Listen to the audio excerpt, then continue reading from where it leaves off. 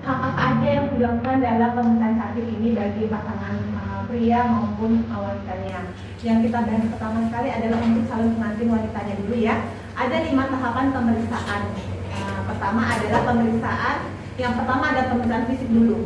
Fisik itu menyangkut apa? Menyangkut tensi nanti, terus lila. Lila itu adalah menghitung lingkar lengan atas kita. Yang tujuannya adalah untuk mengetahui apakah calon pengantin wanita ini mengalami energi kronis atau kekurangan energi kronis, yaitu dengan ciri-cirinya adalah kurus, dan biasanya dengan kurus ini biasanya ibu-ibunya atau calon wanitanya ini adalah mengalami anemia juga. Jadi dalam pemeriksaan lila ini juga akan dapat hasil anemia yang ketiga. Kemudian selain pemeriksaan tensi, lila, juga ada pemeriksaan penunjang lainnya, itu pemeriksaan laboratorium. Jadi pemeriksaan saat ini dari pemeriksaan fisik kita akan lari ke pemeriksaan laboratorium. Pernah sebelumnya yang udah menikah, mbaknya ada? Berarti ini yang menikah pertama kali semua ya, berarti belum pernah melakukan pemeriksaan screening calon pengantin. Jadi yang pertama tadi sudah pemeriksaan fisik. Kemudian yang kita bahas lagi adalah pemeriksaan penunjang, yaitu laboratorium. Apa saja yang laboratorium ini kita jalani? Yaitu tahapan pertama adalah pemeriksaan HB. HB ini adalah pemeriksaan untuk mengetahui apakah ibu calon wanita pengantin ini mengalami anemia, karena anemia itu dikatakan anemia adalah jika hasil pemeriksaan HB-nya itu di bawah 10 untuk wanita dan untuk laki-laki di bawah 11. Jadi jika nanti ketemu wanitanya HB-nya diperiksa hasilnya di bawah 10, maka dia dikatakan dengan anemia.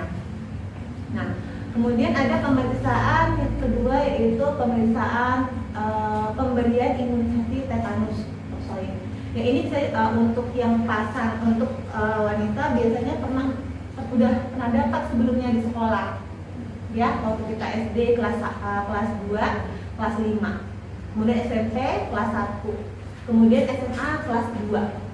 Nah, kalau sudah dapat 4 kali dan terakhir di capin ini, berarti akhirnya dapatlah namanya TP-nya lengkap 5 kali. Kalau sudah dapat 5 kali, mbaknya terlindungi dari TP terakhir 25 tahun ke depan. Jadi nanti kalau hamil atau misalnya kena misalnya jeleknya, misalnya kena tusuk paku, tidak usah khawatir dengan penyakit tetanus, karena sudah terlindungi sampai 25 tahun ke depan. Nah, kemudian ini setelah TP ada namanya pemeriksaan HB-SAG. Pernah dengar kata HB-SAG nggak? Apa sih itu? HB-SAG ini adalah untuk mengetahui apakah kita berisiko terhadap penyakit hepatitis baik A, B, dan C. Nah, kalau misalnya mbaknya pernah punya riwayat dari genetik keluarganya punya penyakit hepatitis, baik ayah, paman, bibi atau tante atau ibu sendiri mengalami penyakit hepatitis ini, dikhawatirkan kita juga akan terbawa, akan tertular, karena penyakit hepatitis ini paling gampang penularannya, karena melalui sentuhan fisik seperti gesekan, misalnya kita lagi bertemu sama kawan dengan salaman saja, itu sudah menularkan penyakit hepatitis tadi. Dengan syarat jika misalnya si pengidap hepatitis ini masih aktif menularkan, tidak melakukan pengobatan, sehingga hepatitisnya masih aktif untuk menularkan ke teman lainnya. Dan jeleknya misalnya yang temannya ini dan saat bertemu tadi mengalami imun yang drop, antibodi yang turun, sehingga gampang tertular. Jadi memang lebih gampang dibanding HIV. Karena kalau HIV penularannya melalui cairan tubuh seperti transfusi darah atau hubungan seksual, jadi lebih spesifik penularannya. Tapi kalau HB-SAG dengan ruangan ber-AC, dengan udara saja sudah penularan sudah bisa aktif. Nah, itu untuk HB-SAG, penyakit hepatitis A, B, dan C. Biasanya ini apa sih efeknya? Efeknya pasti penyakit serosis hati, yaitu pembengkakan pada hati, sehingga nanti tubuh kita akan menguning, perut kita akan membesar, sehingga nanti terjadi akhirnya akan menjadi kanker hati. Itulah penyebab utama penyakit kanker hati adalah dari penularan virus hepatitis A, B, dan C. Jadi serosis hati ya. Kemudian ada namanya pemeriksaan HIV sifilis dan HIV IMS. Apa sih bedanya? Bedanya kalau HIV sifilis ini dilakukan untuk pria, kalau HIV IMS dilakukan untuk wanita, ya jelas ya. Kalau HIV sifilis ini tujuannya adalah sama, untuk men-screening, mengetahui apakah kita beresiko terhadap penyakit itu. Orang apa saja yang beresiko, pekerjaan apa saja yang beresiko terhadap penyakit ini. Boleh kasih tahu saya? Ada yang tahu pekerjaan yang paling beresiko terhadap penyakit hepatitis HIV ini? Ada yang tahu? Mas-masnya ada yang tahu? Ya, kalau untuk wanita adalah pekerja. Nah, ya. Kemudian untuk laki-lakinya, yaitu adalah pekerja seorang pelayan. Ya, ini paling banyak resikonya. Memang tidak semua laki-laki seperti itu, tapi pekerjaan itu paling rentan terhadap penyakit penularan HIV tadi, yaitu seorang pelayan. Karena kita tidak tahu saat dia turun berlabuh dia dengan siapa. Nah, itu. Karena makanya itu kalau misalnya mbak-mbaknya dapat suami seorang yang kerjanya berlayar, tolong minta dia cek HIV-nya. Itu hak kita sebagai wanita untuk dapat men-safety, memprotek diri kita terhadap penyakit itu. Karena penyakit itu jangka panjang, nggak langsung gini. Saat berhubungan intim bukan langsung tertular, bukan langsung nampak gejalanya, tapi 5 tahun sampai 10 tahun ke depan baru nampak.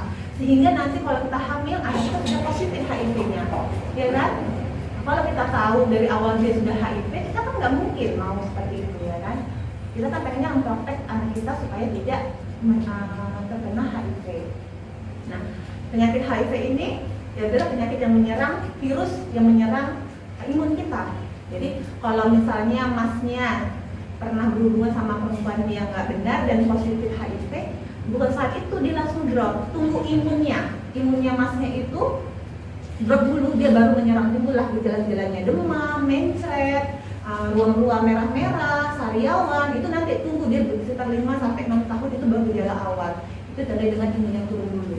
Kalau saat misalnya imun kita masih bagus, kita suka olahraga, kan otomatis imunitas kita masih tinggi, masih bagus. Itu dia masih bisa mencegah, tidak mengeluarkan efek sampingnya, tapi dia sudah positif, gitu loh. Jadi virusnya sudah aktif, ya. Makanya jadi tidak semua HIV itu langsung pertama kali berhubungan sama ini hasil tesnya itu positif, enggak, karena dia masih virusnya tersembunyi. Makanya hati-hati dengan pasangan yang suka jajan. Kalau misalnya mbaknya pernah dengar pasangan suami kita, kalau suami kita itu agak sedikit bandel, ya tolonglah dicek HIV-nya dulu, gitu ya, untuk memprotek kita sendiri. Karena nggak ada manusia pun satupun di dunia ini yang mengakui kalau dia itu pernah melakukan itu, karena pasti kita akan menutupi semua kekurangan kita. Makanya untuk itu kita harus diri kita sendiri untuk memprotek diri kita, ya. Setelah itu pertama HB, TT, HBsAg, HIV yang terakhir apa? Yang paling rentan sebenarnya adalah pemeriksaan yang paling penting ini adalah pemeriksaan GDS. GDS ini adalah pemeriksaan gula sewaktu. Fungsinya apa? Tujuannya apa? Adalah untuk kita mengetahui apakah kita sudah terpapar atau berisiko tinggi terhadap penyakit diabetes, baik melalui genetik orang tua atau lifestyle gaya hidup kita, ya. Karena dari kita itu hidup dari pagi subuh sampai berakhirnya hari, kita terpapar yang namanya gula, baik gula berbentuk asli gula maupun berbentuk berbentuk lain seperti tepung-tepungan, seperti nasi. Nah, itu gula semuanya. Jadi gula itu hanya namanya, cuma samarannya banyak. Sumbernya banyak, sehingga kita tertipu. Oh, saya makan ini kok nggak ada gulanya, salah. Saya makan ini, makan buah nggak ada gulanya, salah. Di dalam buah itu ada namanya gula, tapi gula baik, yaitu namanya fruktosa. Sehingga tubuh kita lebih netral. Tapi kalau namanya kita sudah makannya namanya goreng-gorengan, tapi rasanya kan tahu goreng-gorengan kan, tapi dalamnya gulanya tinggi, yang namanya gula sukrosa. Akhirnya dia akan jadi namanya selain itu kita dengar namanya gluten. Gluten artinya gula tepung, ya kan? Jadi dari pagi kita sudah terpapar. Nah, pagi kita bangun pagi, kita minum yang namanya susu. Susu dalamnya ada gula. Biasanya kalau susu yang SKM atau susu cair, kalau orang-orang kita ini suka minum kopi susu, ya kan? Itu pakai SKM. SKM itu bukan susu loh, susu kental manis itu bukan susu, tapi gula, benar-benar gula, nggak ada susunya, ya. Tapi bentuknya disamarkan jadi warna putih kayak susu. Akhirnya kita jadinya terpapar dengan namanya gula di pagi hari. Gula yang bisa masuk ke dalam tubuh kita itu hanya sebanyak 24 gram per hari. Bayangkan saja, masnya sudah makan nasi 100 gram, gulanya dalam 100 gram nasi itu ada sekitar 5 gram. Tambah dengan misalnya teh manis 2 sendok itu, 1 sendok itu 4 gram. Kalau 2 sendok berarti 8 gram, 8 tambah 5 sudah 13 gram. Makan lagi roti morning bakery 1, gulanya sekitar 5 gram, berapa? Sudah 18. Nanti siang makan nasi 1 bakul misalnya, satu piring itu sekitar 8 gram lagi. Akhirnya masnya sampai mau tidur nanti kena gula sendiri itu sekitar hampir, kalau orang kita ini, orang Indonesia ini dia sampai kalau dia aktif makan dari pagi sampai malam itu dia sekitar 100 ml 100 gram per hari. Bayangkan 100 gram itu berarti 1 ton gula, ya kan? Kita bayangkan tubuh kita dipapar dengan 1 ton gula. Itu kita. Belum lagi anak-anak kita dengan susu formula. Susu formula itu 1 sendok skupnya sendok itu dia sekitar 12 gram. Sedangkan anak-anak itu cuma boleh minum gula itu sebanyak 9 gram untuk anak balita, bayi sampai balita ini. Karena kita sudah memberi anak kita nanti kedepannya misalnya mbak-mbak nanti rupanya saya nggak punya ASI, saya kasih susu formula, rupanya yang digiling namanya SGM. SGM itu kan manis banget, manis sekali, hingga anak-anak suka. Dan kalau minum itu anak-anak jadi gemuk. Gemuknya bukan gemuk padat, bukan gemuk otot, tapi gemuk lemak. Yang kita mau anak kita itu gemuknya gemuk otot padat. Berarti yang tumbuh adalah ototnya.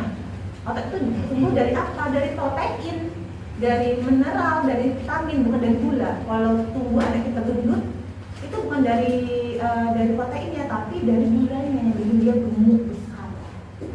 Ya kan?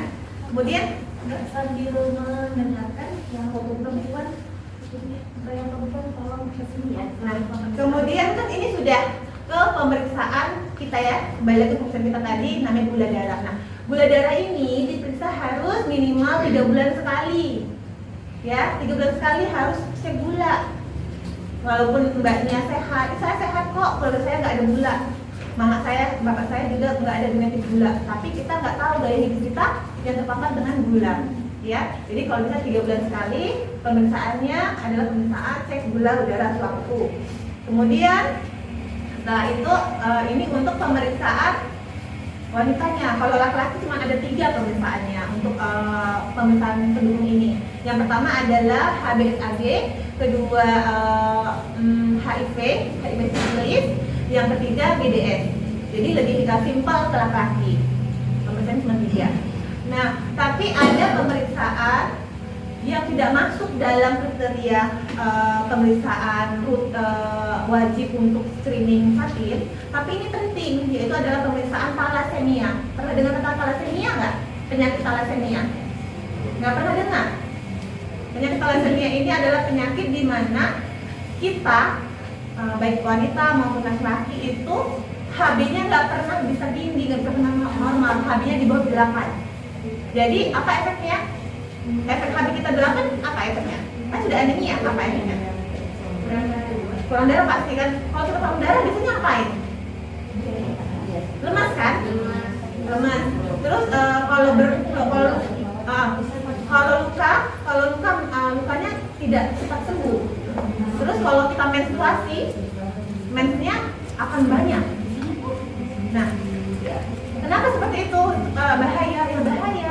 Karena ini adalah penyakit yang penanganannya berlanjut terus seumur hidup, yaitu ada melakukan transfusi darah seumur hidupnya.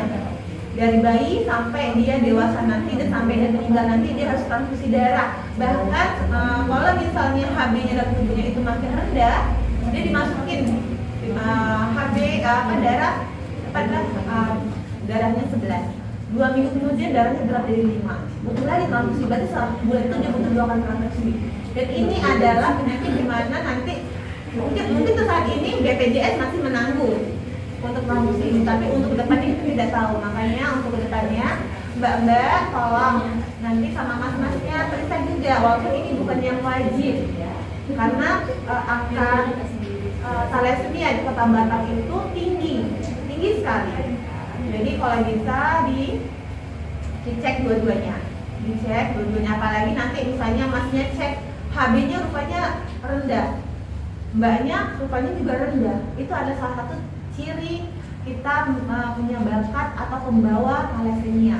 Jadi laki-laki yang HB-nya rendah itu adalah pembawa thalassemia. Jadi karena hampir penelitian laki-laki itu HB-nya nggak pernah rendah, masih normal. Tapi kalau masnya HB-nya rendah, itu adalah salah satu pembawa karier thalassemia. Ketemu sama mbaknya yang karier juga, akhirnya positif thalassemia. Berapa orang anak yang bisa kita lahirkan dengan thalassemia? Hampir 50% anak itu thalassemia. Berarti kalau kita punya anak 2, satu thalassemia, satu pembawa thalassemia. Tetap thalassemia, cuma dia pembawa dengan HB yang cukup untuk badannya sendiri.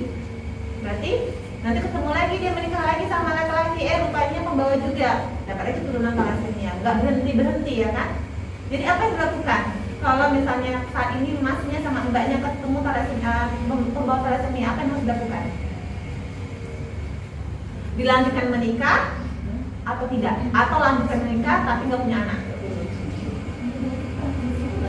Pasti ngambilnya apa? Kalau dipikir harus ngapain? Berat kan? Nah kalau bisa dicek lagi. Sebelum ini kedepannya akan berisiko kembali ke anak-anak kita. Kita akan berulang terus. Kapan putusnya? Nggak bisa putus kalau seperti ini. Tapi kalau perempuan thalassemia lahir akan menikah dengan laki-laki normal, tidak membawa thalassemia, dia akan lahir dengan anak yang bisa 100% tidak thalassemia. Jadi sehingga terputus mata rantai. Ya, kalau bisa dicek mas-masnya. Pertama mas-masnya ini kan tidak diwajibkan untuk cek HB tadi ya, tapi kalau bisa setelah HB-nya, karena kalau HB-nya rendah itu salah satu ciri pembawa thalassemia. Nah, ada mau tanyakan lagi? Ada mau tanya nggak tentang ini penyakit ini? Tentang yang lainnya tadi, yang pemeriksaan sebelumnya, ada yang mau bertanya? Sudah paham? Sudah tahu semua?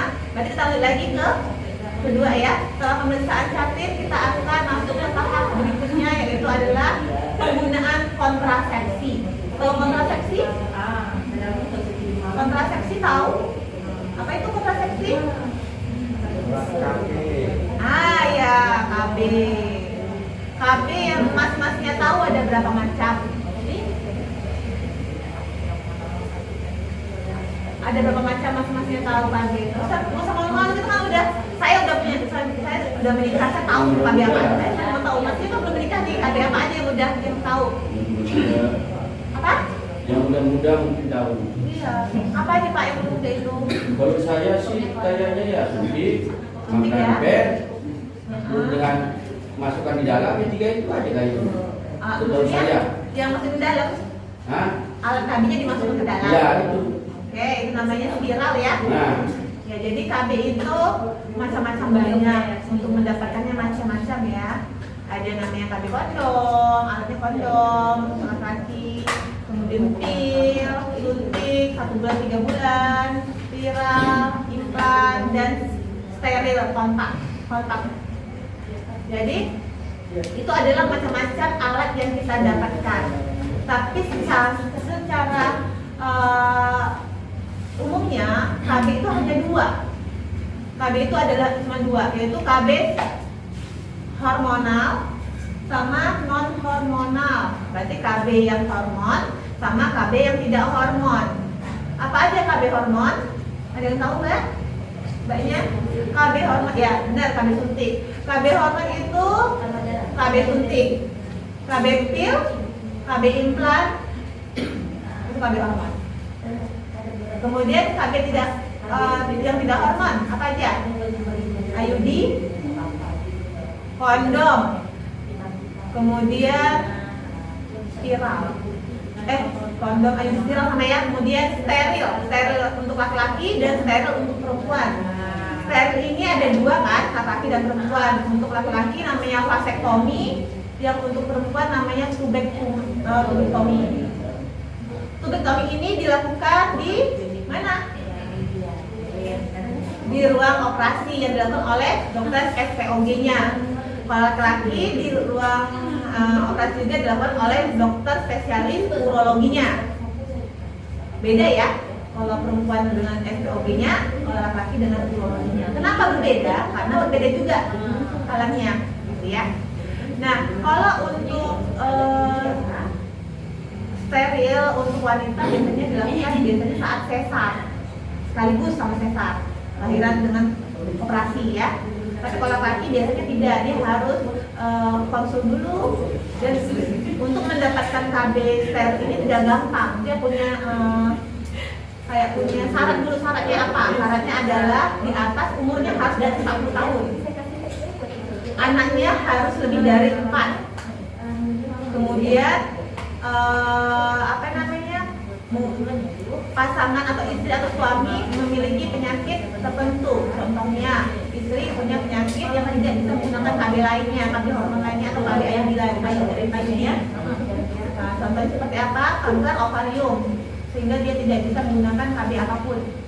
Mau pakai IUD dia nggak bisa, apalagi hormon. Dia tidak bisa, akhirnya dia harus pakai apa? Steril. Jadi ada syaratnya. Anak dia harus dari 4, umur dari 40 tahun. Itu syaratnya. Paham ya? Ada yang bertanya tentang KB steril untuk laki ya? Pak, ini kan teman saya baru pulang kerja, ini Islam apa? Dia nggak kuat ya? Oh iya, siapa? Mbaknya? Yang itu, Oh ya udah, mbaknya sini dulu, kasih vitamin dulu. Dek, abis ini. Iya, sini nggak Pak. Belum siapa mau pulang? Ini aja yang mau pulang gitu. Nah, terus setelah itu sudah KB ya tentang perlengkapan kontrasepsi. Ada yang mau bertanya tentang KB lagi nggak? Nah, kan sebenarnya mbak-mbaknya harus tahu loh. KB apa yang cocok untuk saya, yang punya masalah, yang ini loh, saya ini perempuan punya banyak masalah. Apa masalah perempuan itu salah satunya? Kelainan hormonal. Perempuan itu setiap bulan dia mengalami lonjakan hormonal yang nggak pasti, sehingga perempuan itu wajib mengetahui apakah dia cocok dengan satu KB apa, KB hormonal atau KB non hormonal. Jadi mbaknya jangan berpikir mbaknya nggak punya masalah. Mbaknya itu punya masalah setiap bulannya. Saya sebagai wanita punya masalah setiap bulannya. Contohnya apa? Misalnya kita hormon kita itu berubah setiap saatnya. Contohnya saat kita tengah bulan, mbaknya pernah marah nggak? Marah kan? Kesel kan? Sama sama pacar aja kadang-kadang suka sebel kan? Itu hormon. Jadi setiap bulannya hormon mbak kadang-kadang naik, kadang-kadang stabil. Kalau saat stabil atau bulan nyaman aja, happy aja. Tapi kalau lagi nggak stabil hormonnya, marah. Pacar kita ngomong sesuatu yang sebenarnya menurut dia tuh biasa aja kalau kita lagi aman-aman, tapi mesti jadinya marah. Itu satu hormon. Jadi jangan salah, mbaknya yang misalnya gangguan haidnya tidak lancar, ada gangguan haid, mensnya 2 bulan sekali, itu harus tahu KB apa untuk dia depannya, karena ada masalah hormonal depannya nanti. Mbaknya harus tahu loh. Sebenarnya ini mbaknya harus banyak aktif menanyakan sesuatu menurut apa sih yang dalamnya yang apa yang dialami ya. Kalau untuk laki-lakinya mungkin ya nggak ada masalah, dia tahunya ya punya anak nggak KB ya makan lagi gitu kan. Kalau mbaknya harus, karena gini, kalau perempuan itu punya anak dari lahir sampai dia mau hamil lagi itu butuh waktu 2 tahun tubuhnya. Karena gini, saat tubuh kita mulai hamil pasti kita berubah hormonnya dari hormon yang biasa stabil menjadi hormon HCG, hormon kehamilan. Biasanya marah-marah dan sensitif ya. Kalau orang hamil kan berubah tuh hormonnya. Nanti kemudian lahir berubah lagi namanya ibu menyusui, namanya wanita yang aktif adalah hormon prolaktin, hormon menyusui. Beda lagi, jadi banyak ya. Jadi wanita itu gangguan hormonnya dari dia lahir sampai dia nanti menopause itu gangguan hormonal terus. Sehingga nanti mbaknya harus tahu KB apa yang cocok buat mbak ini ya. Sudah, ada yang bertanya kan? Masnya? Ada yang bertanya? Nggak ada? Sudah? Mbaknya ada yang bertanya? Ini jadi mau bilang ini. Ada bertanya kan sih adanya? Nggak ada. Oke, kemudian sudah dari KB. KB sudah. Jadi tadi kan sudah pemeriksaan, KB sudah. Terus di sini ada nggak usia pasca, usia wanitanya dia itu umur 35 tahun? Nggak ada ya. Jadi untuk wanita layak hamil adalah usia 20 sampai 35 tahun. Layak hamil ya 20 sampai 35 tahun. Berarti dia punya waktu 15 tahun untuk punya anak. Kalau tidak pakai KB, berapa anak yang bisa kita hasilkan selama 15 tahun?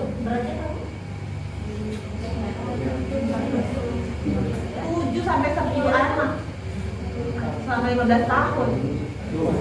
Kalau nggak ber-KB, makanya itu kan saya masukkan di sini penyuluhannya tentang KB supaya banyak ngerti nanti datanya diapain. Karena KB ini bukan keputusan mbak aja tapi keputusan suami juga. Jadi sama-sama dibicarakan. Karena kalau nanti misalnya kita pakai KB non hormonal ini kan KB alat. Berarti mengganggu hubungan suami istri dong. Contohnya saya ambil contoh KB IUD spiral. Kita masukkan alatnya ke dalam vagina istri di dalam rahimnya. Saat berhubungan itu alat terasa loh.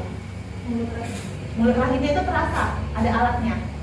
Apa alatnya? Benangnya pasti terasa. Makanya ber-KB itu bukan hanya keputusan seorang perempuan saja. Jadi jangan pergi ber-KB hanya mbak sendiri, tapi bawa suaminya untuk melakukan KB. Apa yang dipilih nanti supaya nanti suami tidak menyalahkan kita istri untuk KB. Nah, kalau misalnya mbaknya punya gangguan hormonal, mbaknya pakai KB hormonal, apa yang terjadi dalam tubuhnya? Contohnya yang paling jelek aja itu kanker payudara dari hormonal.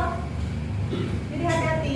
Makanya KB itu saya masukkan ini supaya masih juga tahu, mengetahui keadaan calon pasangannya, supaya nanti saat menikah dan punya anak bisa memutuskan KB apa yang terbaik buat suami istri, buat istrinya nanti.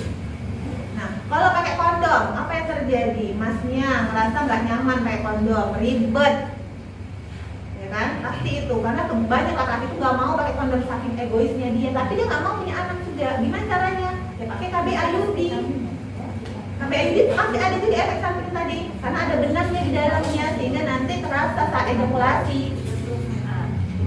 Saat penetrasi itu terasa, sehingga nanti ada timbul masalah lagi, sudah pakai KB, minta dibuka lagi karena nggak nyaman, tuh ya. Nah KB IUD ini juga KB sebenarnya paling efektif karena KB IUD ini bisa membantu menjarakkan hamil 5 sampai 10 tahun. Jadi kalau saya punya anak cuma 2 atau 3 aja bisa pakai IUD. Karena KB IUD ini jaraknya 5 sampai 10 tahun menjarakkan kehamilan dengan satu alat itu. Jadi kita perempuan nggak perlu balik BKB, nggak perlu balik mendapatkan KB suntik atau pil. Ya, sudah jelas ya. Nanti tentang kontrasepsi, tentang KB hormonal dan non hormonalnya. Ada yang bertanyakan nggak tentang ini semua dari pemeriksaan awal sampai KB? Ada bertanya? Dan wanita yang layak hamil umur berapa? 20 sampai 35 ya. Itu di sini, Pak. kenapa? Pulang. Banyak yang pulang. Iya. Nah, terus udah jelas semua ya ibu, kayaknya kita sampai sini aja. Kayaknya nggak ada yang mau bertanya, kayaknya udah paham semua. Masing-masing juga udah paham, mbaknya juga udah paham banget kayaknya tentang pemeriksaan kali ini. Karena sebelumnya untuk yang sebelumnya itu mereka bertanya semua. Kalau mbak sih sama mas-masnya kayaknya sudah tahu, sudah paham ya kan. Jadi saya rasa sudah cukup segini aja. Nanti kalau misalnya malu bertanya di sini, nanti di puskesmas juga bisa ketemu juga sama saya, bidan Sari sama bidan Ade atau bidan Nadia nanti. Kalau ingin bertanya tentang pemeriksaan ini, Kemudian nanti ada namanya aplikasi L-Female. Namanya aplikasi ini adalah aplikasi calon pengantin. Nah, sini untuk itu mbak-mbaknya sama mas-masnya boleh di-download di Play Store. Karena kalau pakai iPhone nggak bisa ya, hanya menggunakan Android. Jadi tolong di-download, diisi. Isi dari L-Female itu adalah semua pemeriksaan tadi. Pemeriksaan tadi itu saya jelaskan tadi itu pemeriksaannya seterusnya tertulis. Jadi makanya kenapa saya masukkan tadi itu pemeriksaan, nanti akan masuk di aplikasi L-Female tadi. HB-nya berapa, terus tingginya berapa, nilainya berapa, nanti ini nilainya mbak berapa, gitu.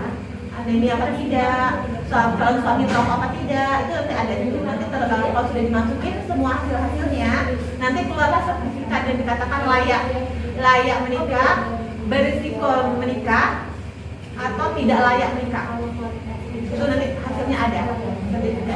Ya, kalau di download di Play Store, pakai aplikasi, pakai handphone Android aja caranya. Oke? Kalau gitu saya tutup. Wabillahi taufiq wal hidayah. Assalamualaikum warahmatullahi wabarakatuh. Vitamin dulu ya. Vitamin ini untuk pencegahan anemia. Diminum saat tidak haid sehari sekali, saat haid 2 kali sehari. Saat haid 2 kali sehari ya. Ya, satu orang dapat 31 deh. Nah, kalau mau nanti kalau pengen menikah, misalnya pengen hamil, konsumsi tambah darah dan asam folat dari sekarang supaya bayinya sehat. Ya, kalau pengen punya anak cepat. Tadi saya lupa masukin satu lagi teori tentang penghitungan masa subur. Nah, ini penting loh, mas-masnya juga harus tahu. Penghitungan masa subur ini untuk menjarakkan dan mempercepat kehamilan. Kalau untuk punya anak cepat, masnya harus tahu kapan masa subur istri. Kalau untuk menjarakkan juga harus tahu juga kenapa saat berhubungan intim jangan sampai dilakukan di masa subur. Kalau untuk menjarakkan ya, tapi kalau mau punya anak lakukanlah di masa suburnya. Masa suburnya di kapan? Di hari ke-12 setelah haid pertamanya. Jadi misalnya haid pertama tanggal 1, haid pertamanya di tanggal 1, hari pertamanya ditambah 12. Berarti mulai masa suburnya di tanggal berapa? Mas-masnya? Tanggal berapa? 13. Tanggal 13 ya Mas ya, tanggal 13. Kemudian ada puncak masa subur. Puncak masa subur itu di hari ke-14. Berarti tanggal berapa? 15. Berakhir di hari ke-16. Berarti tanggal berapa? 17. Jadi masa subur itu dari mulai masa subur awalnya di tanggal 13, puncaknya di tanggal 15, berakhir di tanggal 17. Kalau mau punya anak cepat, lakukanlah di siklus ini. Tapi kalau mau dijarakkan punya anak, mau pengen dulu asal mau menikah ini, pengen pacaran dulu selama 1 tahun. Di siklus itu jangan dilakukan hubungan suami istri, dihindari, ya. Itu masa suburnya. Tanda selain menghitung masa haid, hari haidnya, bisa juga dengan tanda menyentuh suhu tubuh istri. Karena masa subur itu wanita cenderung lebih hangat, seperti demam tapi dia tidak demam. Kemudian perempuan juga akan mengeluarkan sedikit lebih banyak cairan. Cairannya lebih banyak, lebih cair. Itu adalah saat perempuan masa subur, ya. Jadi bisa dilihat dari suhu tubuhnya dan dihitung dari haid pertamanya. Itu masa subur ya, jelas ya. Jadi mas-masnya juga paham tuh istrinya. Nanti kalau misalnya dia tahu masa subur, nah dia enak kayak punya anak, nggak usah punya anak lah. Nah selain itu KB apa namanya? Itu KB juga loh. KB apa namanya? KB alami, KB kalender. Ya, KB alami.